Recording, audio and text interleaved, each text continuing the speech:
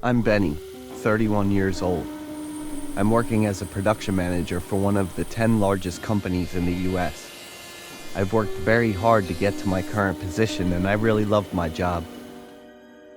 My company often holds luxurious parties at the end of the year to appreciate employees' contributions throughout the working year.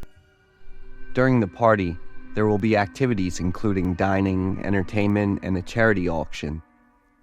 Last year's end party also had similar activities as every year. This time the company allows employees to bring a relative along. I immediately thought of Donna, my beautiful girlfriend. The party invested by the company was very grand. The venue is a famous local 5-star restaurant.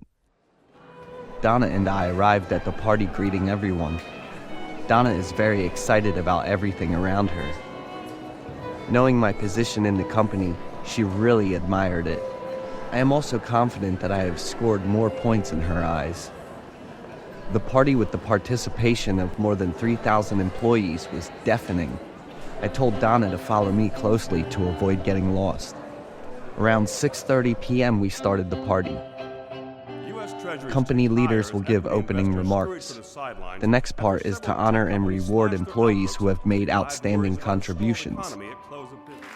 When standing on the podium to receive the award, I was very happy to see Donna standing below, clapping her hands and looking at me smiling. At 7 p.m., we started the dining portion.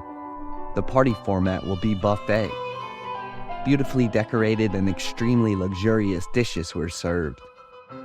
The LED screen suddenly appeared with a video of the restaurant's chef. Ladies and gentlemen, I am Anthony, the restaurant's executive chef with nearly 30 years of experience. We would like to respectfully introduce to everyone dishes filled with passion, made from Anthony's unique ingredients, wishing everyone a delicious meal. Everyone was very surprised, and I was very impressed with the chef's eyes and smile at the end of the video. It felt like he was trying to convey something. Having the chef personally introduce the dish made us feel appreciated and cared for. "This restaurant really knows how to please customers," I whispered in Donna's ear. She smiled happily. Everyone started eating and drinking happily. Donna's food is delicious. She constantly praises the food here. Not only Donna, everyone nodded while eating. I have quite a hard time eating. With unfamiliar foods, I will hesitate to eat them or even be cautious because I have some stomach problems. Seeing everyone's expressions while eating makes me curious about the taste. I took a look around. The dishes here didn't have name tags or any information about the ingredients. This is very strange compared to other 5-star restaurants I've been to. I don't know what the unique ingredient the chef said is. In the end, I chose a dish that was quite similar to steak. The taste of the dish is very strange, but very delicious. The meat is soft and mixed with sauce. I started to get excited and continued to enjoy the next dishes. Suddenly, Donna shouted loudly with joy. She ran up to me boasting that she had found a ring in the dessert. Donna picked up the ring and smiled excitedly. "Benny, I think it's a diamond." I looked at the ring. It was indeed decorated with a diamond-like stone. I and everyone nearby were surprised. Could this be a random lucky gift secretly prepared by the company? But lucky gifts usually won't be placed in dishes like that, which is confusing. I was bewildered and Donna was very happy to put the ring on her finger. Suddenly, a guy standing not far from us exclaimed, "There are human fingers in the soup!" Everyone who could hear those words immediately turned their gaze towards the guy. Continuously, other strange things appear in food such as hair, eyelashes, and nails. The surrounding atmosphere was chaotic. People talk endlessly about the food. The company representative requested to meet the restaurant's manager and chef. A loud crash and a girl's scream rang out right behind me and Donna. Everyone was silent. The large bowl of hot soup burst and flowed all over the floor. What made everyone scared and dumbfounded was the human skull with some skin still attached with 2 white eyes rolling on the floor. The hand bones with 5 intact fingers floated right in front of me and Donna. Donna hugged me tightly and fainted. Some people burst into tears, and some older people even had heart attacks. The sounds of vomiting, crying, screaming all created a chaotic scene. It's like the end of the world is coming. We have to try to escape from that cruelty. We didn't say it, but everyone was aware of what they had just eaten. The haunting incident caused the company huge losses when overnight, up to 30% of employees resigned. The horror party from the restaurant was also reported by the national media, and the company's shares fell to a record level. The restaurant's chef was arrested. He's still very proud of what he did. According to the police investigation, the material he said was unique was taken from his wife, who had lived with him for 20 years. He was diagnosed with severe schizophrenia. Donna was so obsessed that she had to undergo psychological treatment at the hospital. Her family was very angry and asked me to stay away from their daughter. I have lost contact with Donna since then. Currently, I still work at the company. Every event organized by the company is also calculated and has very high requirements so that no more unfortunate events would have occurred.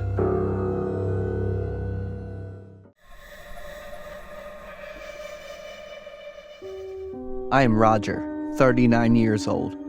I've been working as a delivery driver for UPS for 8 years now. The job is quite demanding, requiring me to be physically fit and flexible with my time. But in return, I have a decent income to support my family. One evening, I received an urgent overtime request from management. It was already past 10 p.m., so I quickly changed into my uniform and left home without saying a word to my wife. I arrived at the company at 10:30 p.m. where the manager hurriedly called me over. He was Peter, a kind and cheerful manager, 4 years older than me. Peter handed me a delivery order sheet. Peter was wearing a mask, coughing continuously, and his behavior was quite strange. He said that this delivery was directly assigned by him because it was urgent and very important. However, Peter was running a high fever, so he trusted me to take over this delivery.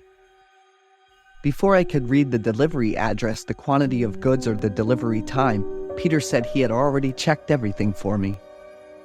I quickly drove to the delivery address without much time to spare. I followed Peter's instructions, eager to get on the road. I would double-check the address while driving. Glancing at the delivery address, I was a bit surprised. It was in Boston, Massachusetts, about 200 kilometers northeast of my current location.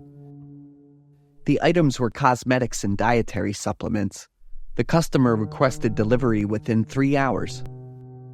I wondered how important it could be to require delivery at such a late hour. I encouraged myself to try to complete the delivery early and go home to rest. Looking at the clock in the car, it was almost 1 a.m., and I was starting to feel sleepy. I usually have coffee prepared in the car, but that night, it was all gone without me noticing. With no rest stops in sight, I turned up the rock music, hoping it would keep me alert. The loud music didn't make me any more awake, but at least it kept me from getting drowsier. I slowed down a bit to ensure safety.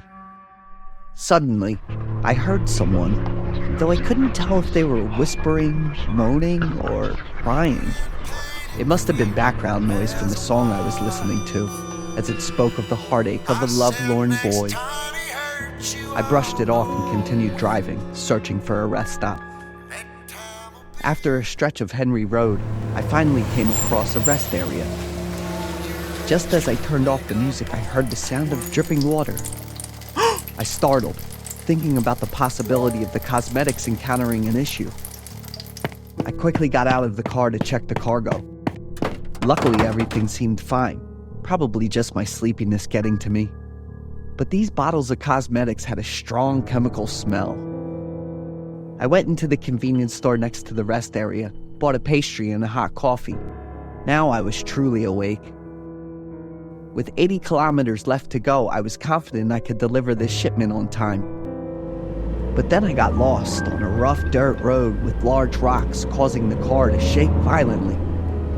I heard the glass bottles under the trunk clinking against each other, making my heart skip a beat. I'd have to pay a hefty sum if I damaged the customer's goods.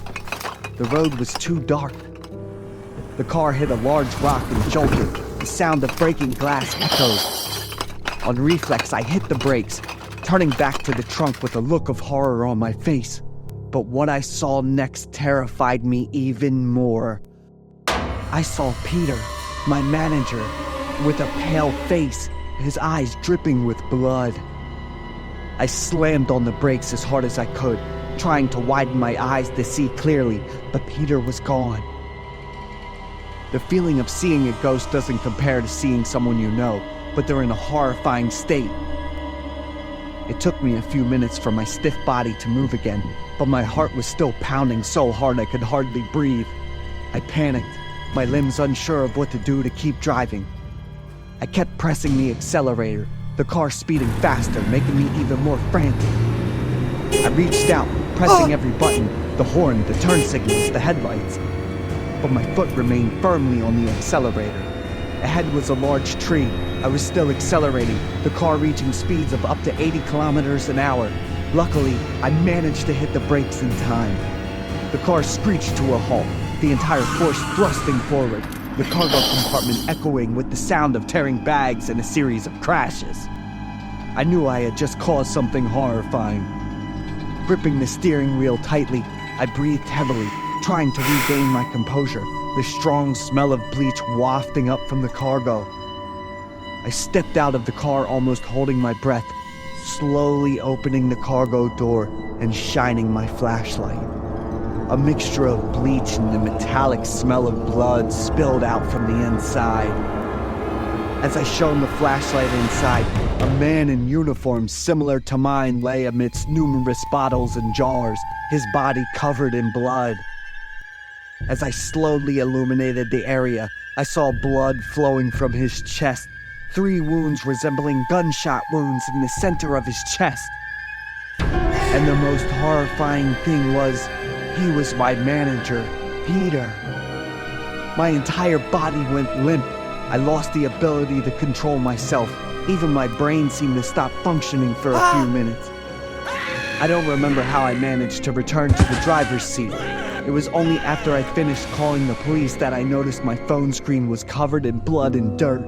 My hands were scratched, with some fingers even torn with nails. Only then did I feel the pain. When the police arrived, I couldn't remain conscious enough to answer any more of their questions. The horrifying events didn't stop there. My company office was reported to have caught fire that very night. The police suspect that the person I encountered that evening was one of my colleagues at the company pretending to be a manager.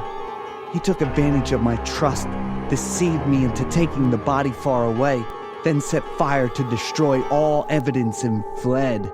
The police are still searching for the whereabouts of that cold-blooded murderer.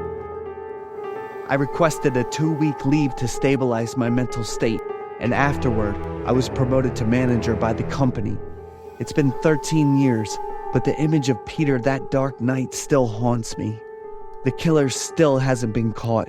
He could be lurking somewhere, observing my life.